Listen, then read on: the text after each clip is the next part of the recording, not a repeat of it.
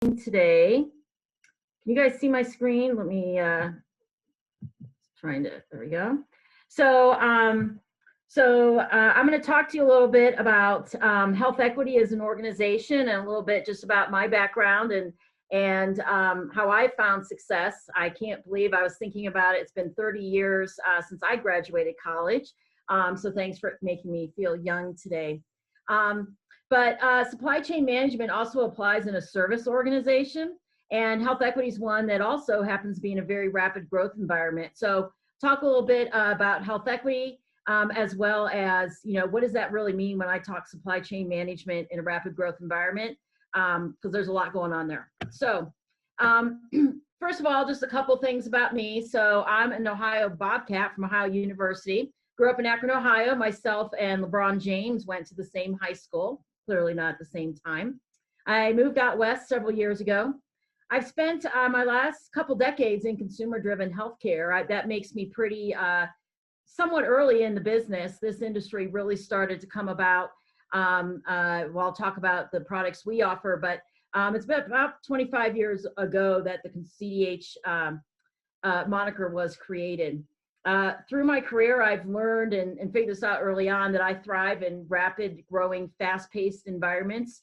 It actually led me to be an entrepreneur at one time, where I launched and owned and operated a delicatessen with my husband in Jackson, Wyoming.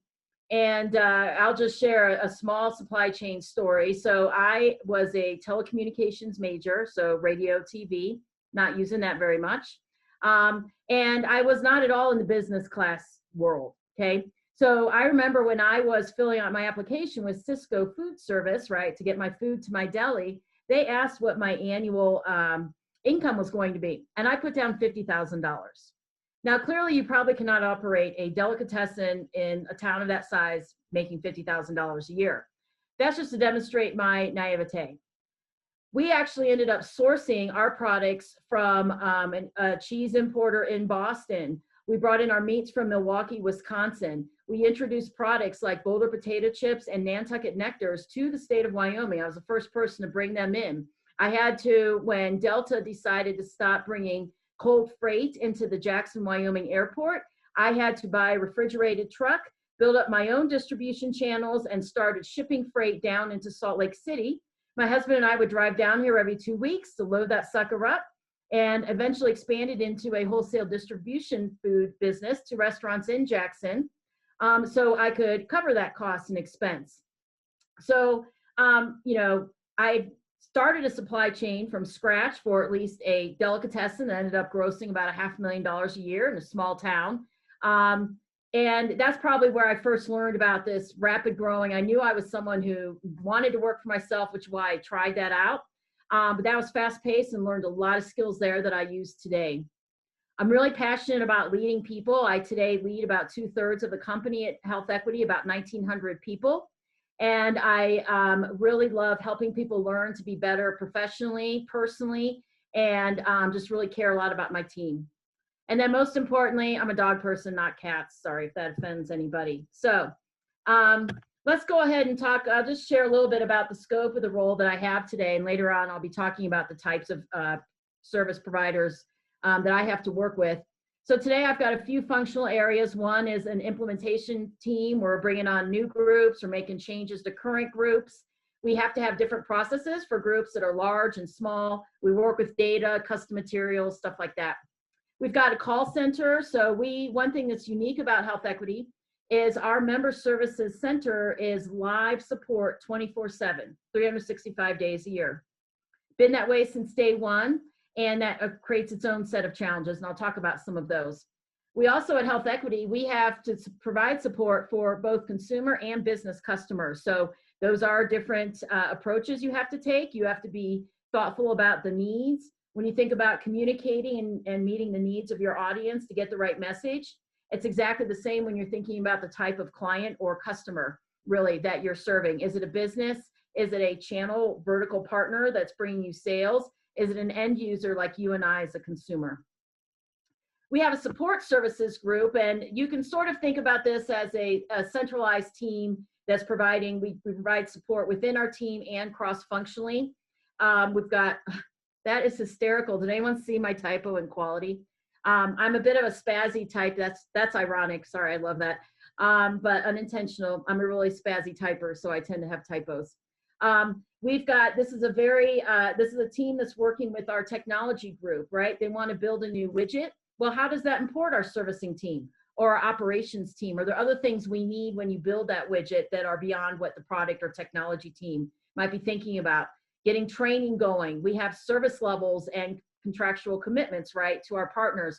All of our performance guarantee reporting and management is managed outside this group. So there's a whole slew of things going on within that team.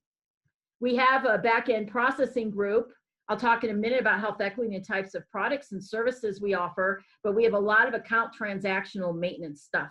When you think about a bank and the types of things going on there, there's a whole ton of that.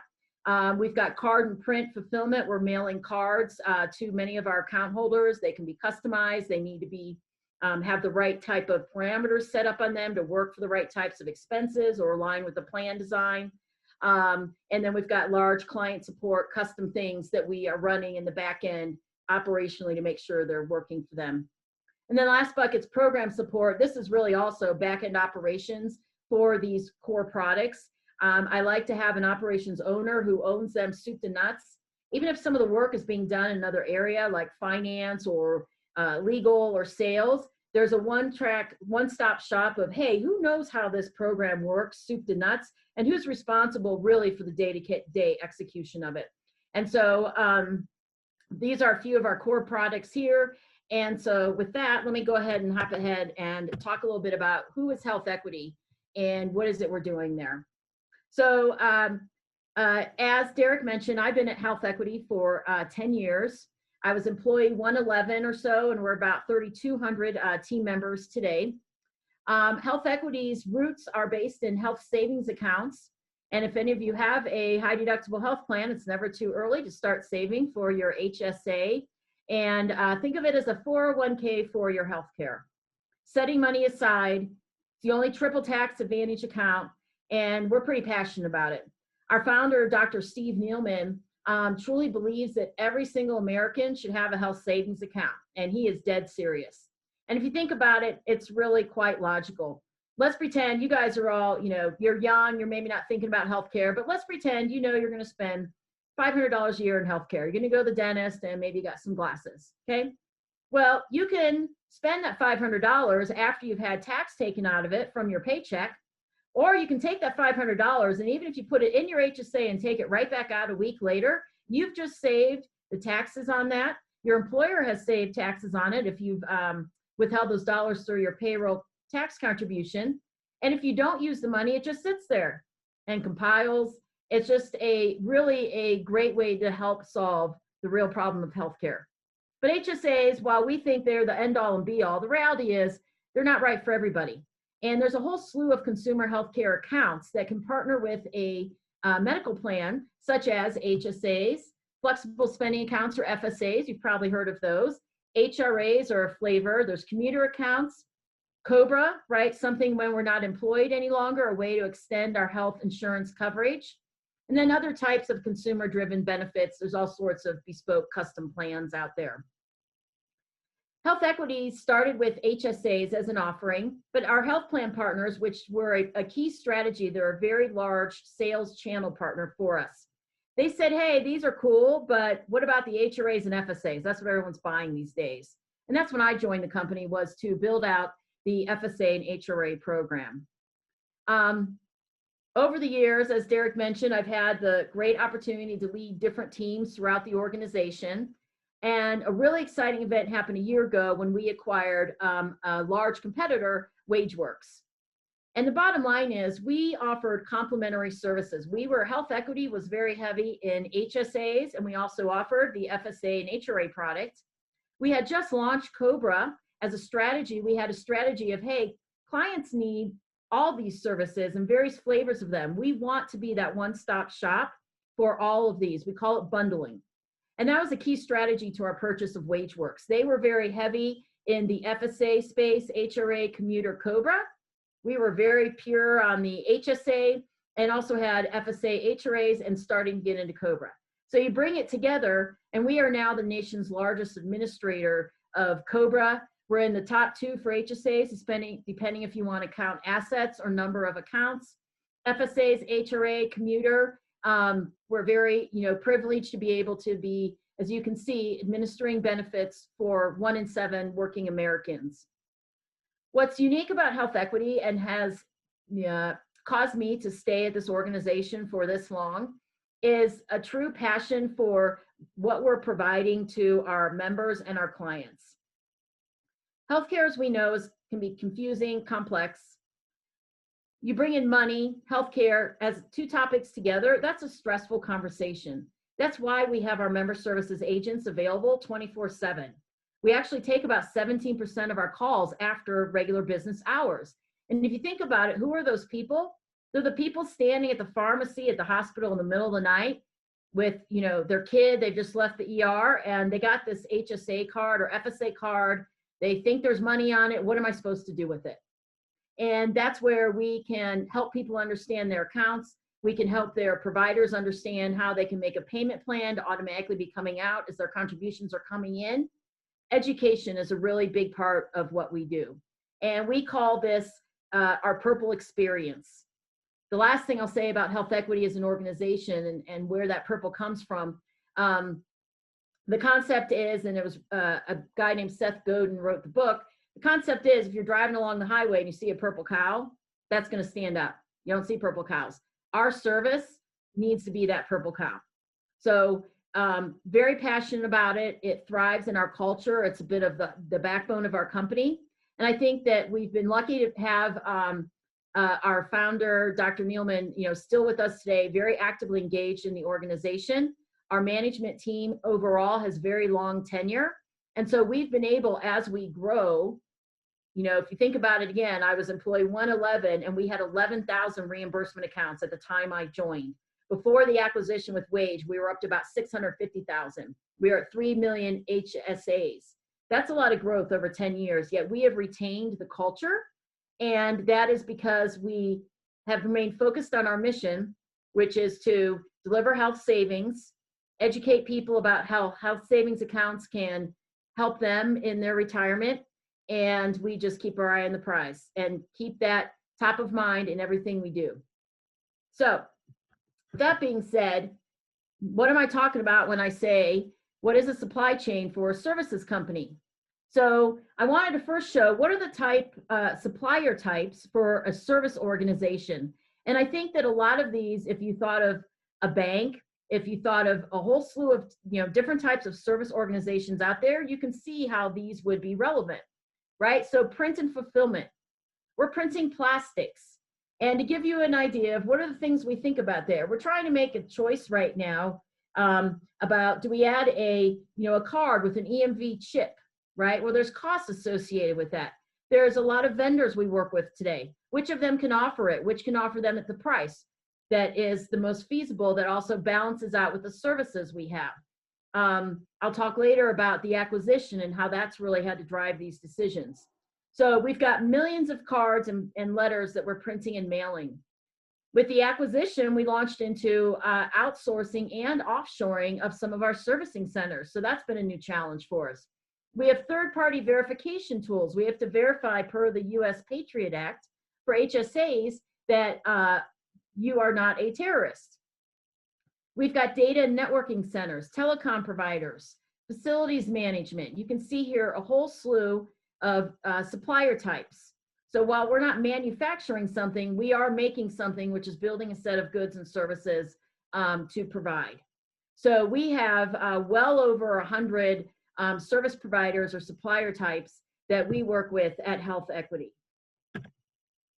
So I'm not familiar with the supply chain. I already talked about the fact I was not a business person, but I thought I was all fancy by finding this acronym you guys probably learned in 101, your first class.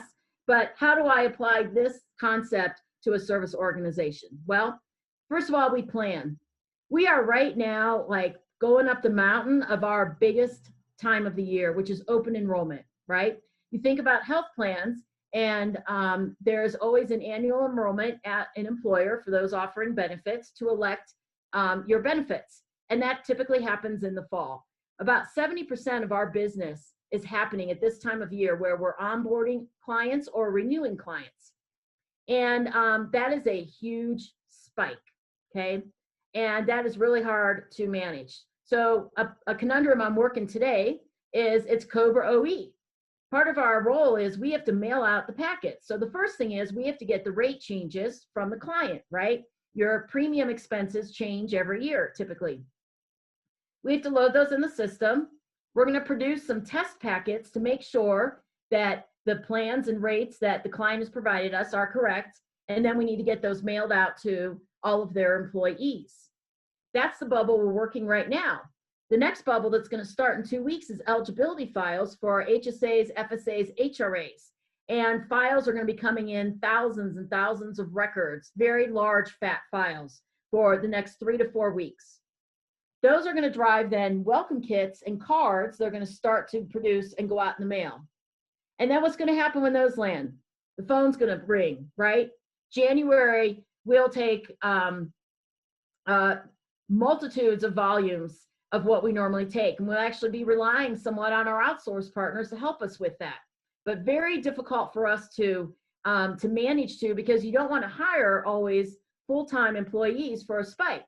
But how do you maintain the quality of purple service that we expect and hold ourselves accountable to with temporary folks? Very tricky. So planning is a really big deal, a lot of it around this annual volume and how we get through it. Sourcing. So the big heartburn here is back to the servicing concept.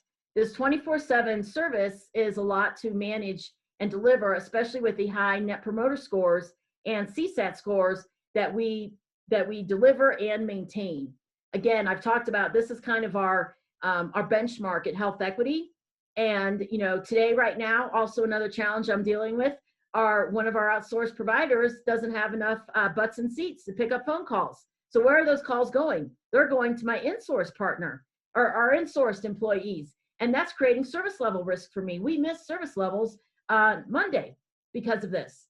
So, and Cobra volume hits on Mondays. So just a big,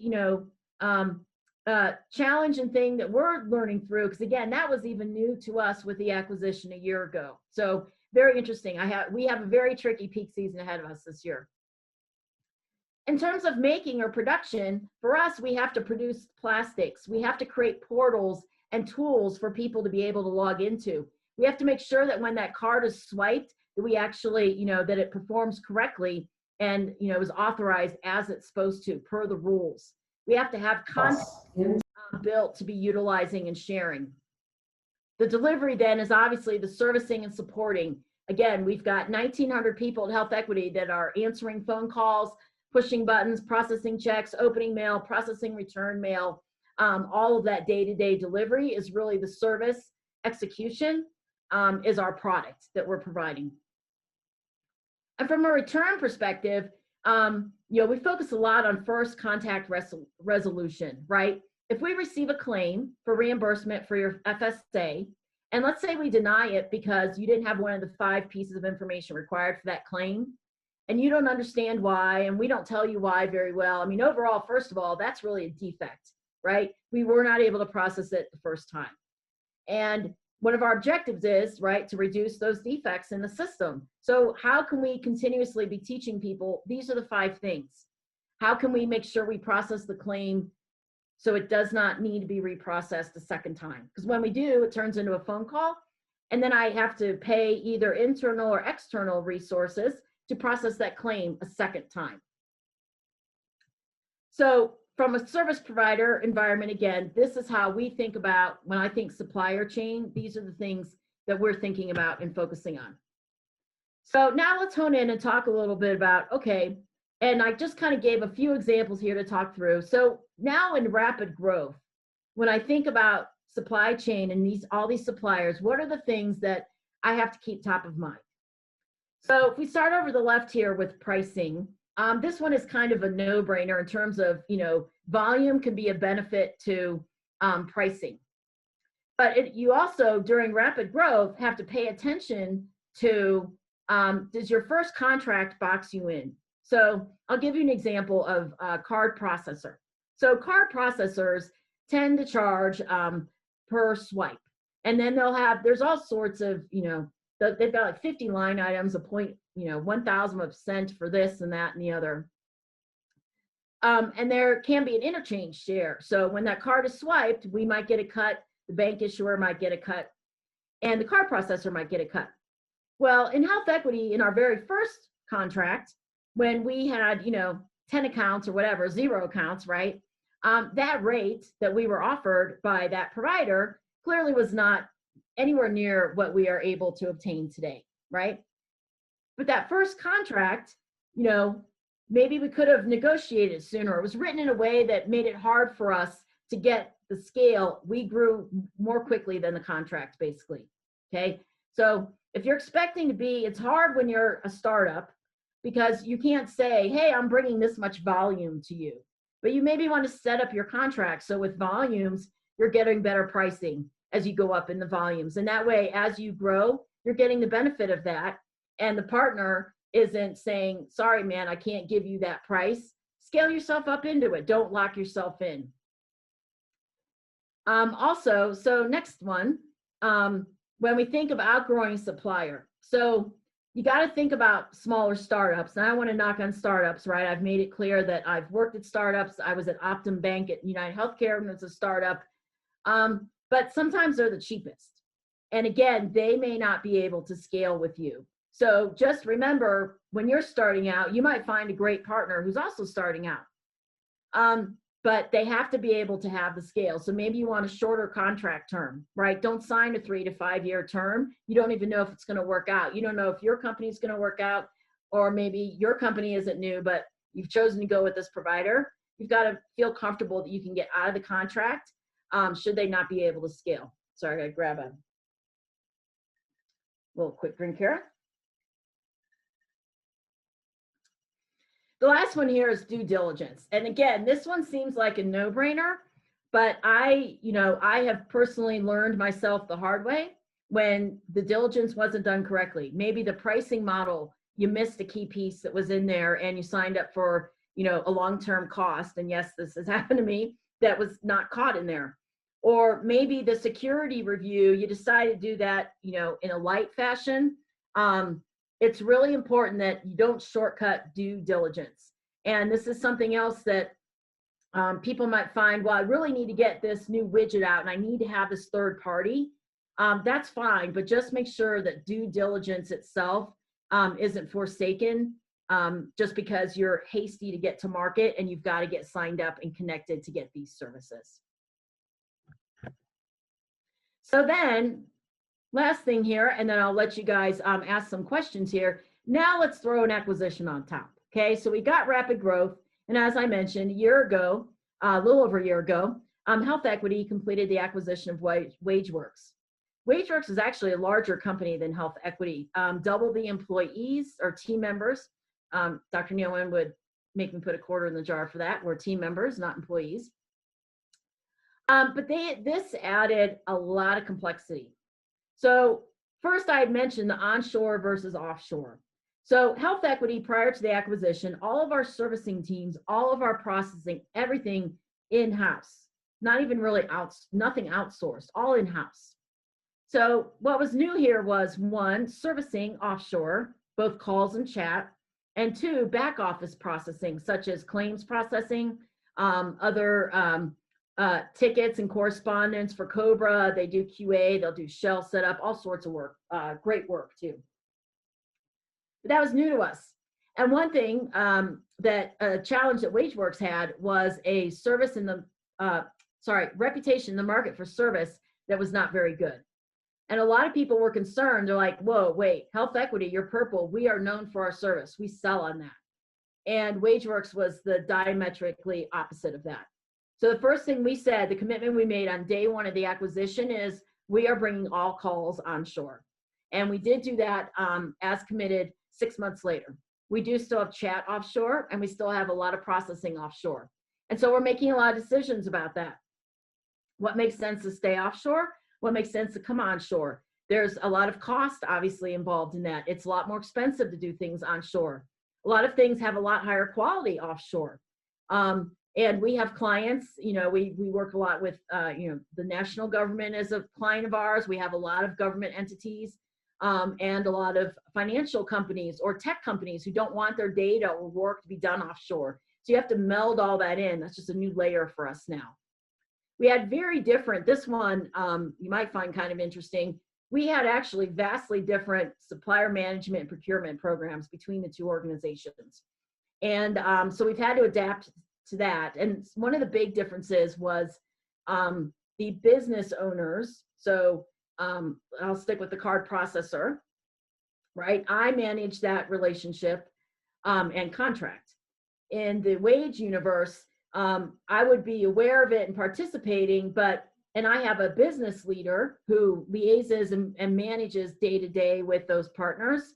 But in the other universe, the business folks were not as engaged in driving and running that, and that created gaps between expectations of what the folks running the business and using the services of the provider versus what someone else had signed up with the provider to actually deliver to us. So that was an adjustment that we've had to go through.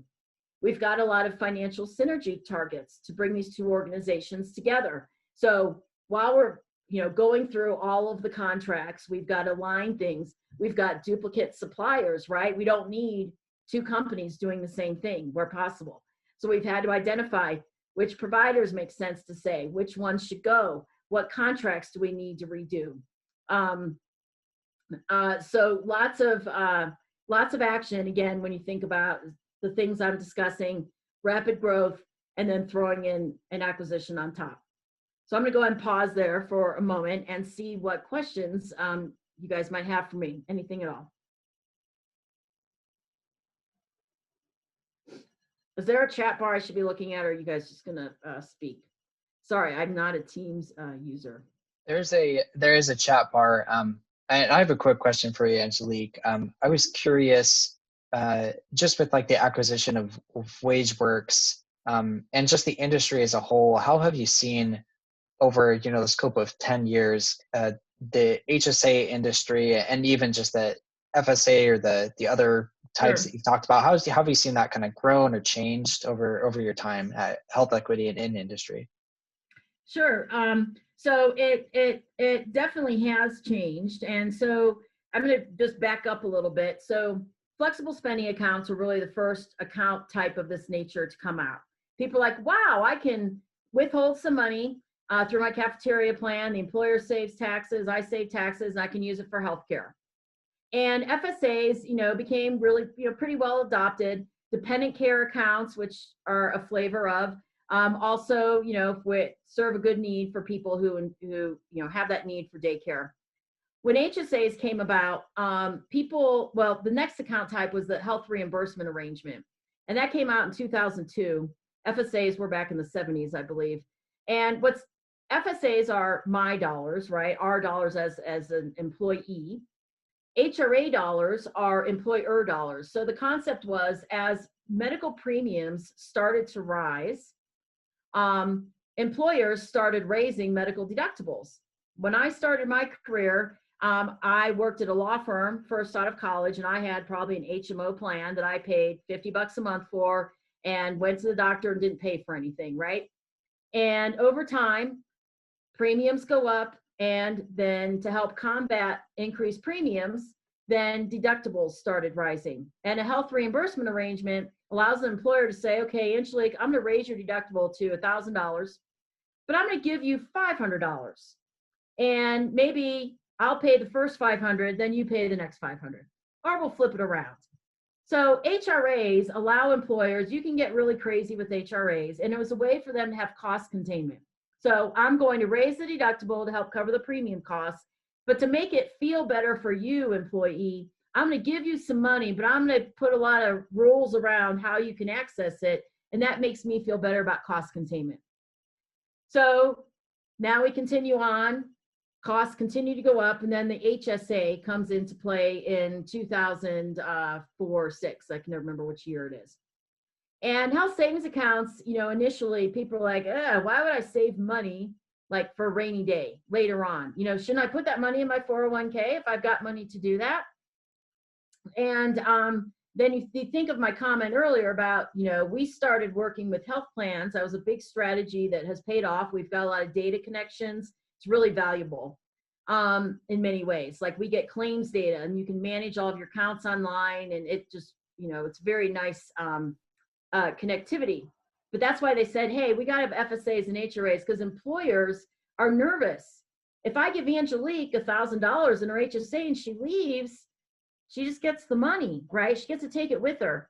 So American Express, interestingly enough, was a super early adopter of full replace HSAs, which means unless you're not eligible for an HSA, you will get an HSA. And HealthEquity was lucky enough. That was our first big marquee client, and they've been a client since before I got there, actually. And they saw their healthcare costs go flat within like a couple of years, which was unheard of. And so employers, started to adopt and understand, oh, okay, I can manage my healthcare costs, and it is not as bad of a benefit. So employers who've been slower to adopt, they don't like the idea that once I put the money in the HSA, it's gone. I can't take it back. Some employers just can't wrap their heads around that. Other employers have found, wow, this is really beneficial. And now the next evolution is employers view it as connecting health and wealth, is one way HealthEquity describes it. In fact, we've got connections. I can log in, and we have many customers. They log into their HSA with us, and they can see their 401k balance. We want people to think about HSAs as a long-term solution, because you're going to need, the average person is going to need $250,000 for healthcare post-retirement. And if you take that all of your 401k, it's actually, I can't remember the number, 300,000 plus, right? Because of the tax differences. So they're maturing and now being viewed as a more long-term product. FSAs and HRA growth has been flat pretty much for 5, 6, 7 years. And HSAs are really where the growth is. Sorry, long answer to that question. No, thanks. That was really helpful.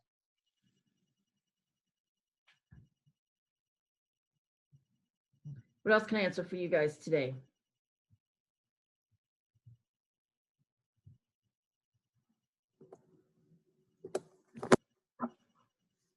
Hi, Angelique. I'm Diana Woodbury. I work on the career services team. So we're so pleased to have you today.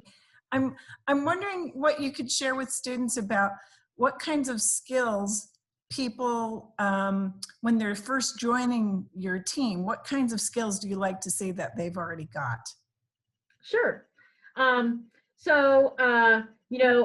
don't do it so much anymore, but probably much longer in my career than some people. I like to screen resumes, because there are things that I see the people team sometimes passes over that I see as positive flags on resumes. So I'll talk about a couple of those, and then from an interviewing perspective, what are things that we like to look for in people we see to be successful. In operations, sometimes we say, we're a bit of the garbage team, the fixer-upper. We are the ultimate, the buck stops here. And so people who succeed well in operations are, logical thinkers. They like to proactively solve problems. Something that is bugging them, like this just doesn't feel like the right thing to me, and I'm going to go figure out how it can be better. Those are the types of stories that we like to see represented on resumes, especially with data. We use data to manage our business as a rigor, not a nice to have, but that's a must have. And so we're looking for people who are have critical thinking skills, are proactive, and say, man, that's not the best way we can do that. I'm going to go find a way to do it better. And a positive attitude is really important. You can teach people skills, but natural attributes and a positive attitude are not something that are as easy to change later on. And so that's something that's also really key. I would take someone, I would take someone with a little less experience and a positive attitude over someone with more experience who didn't seem to have as strong of interpersonal communication skills. Great, thank you. Yeah, sure.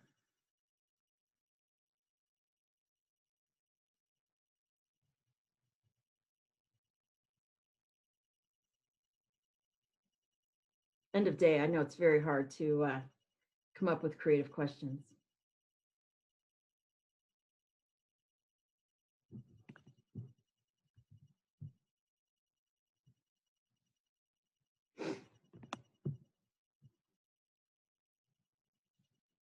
All right. Well, those are the things that I plan to come and share with the team today. Again, happy to answer. Oh, there's the chat thing. Look at that. I finally found it. Oh, never mind. That was Derek's chat. Okay. Well, if there's nothing else I can answer for you guys today, I really appreciate the opportunity to come and talk to you. Sorry about the lighting situation here. Sun set down on me where I sat down today. But I appreciate the time, and hopefully you picked up at least one tidbit of information that will give you some value. Angelique, thank you. We really appreciate your time, and it was great to hear a little bit more about health equity. And we've actually interacted with other employees from HealthEquity, just from alumni that have come and spoken in our alumni session just recently. So, so we've heard great things about HealthEquity. So I do really appreciate, just on a personal level, you coming to speak to our club, and also hopefully the students were able to get something from that as well. With that, I did want to address just to the students who may have not seen it before. I did send a link earlier just for attendance, because I know that some of you have like an attendance requirement for class. So I just sent the link again. It's really easy just to click that, sign in through your unit, and then you'll be marked there. But with that, I'm going to go ahead and stop recording here. And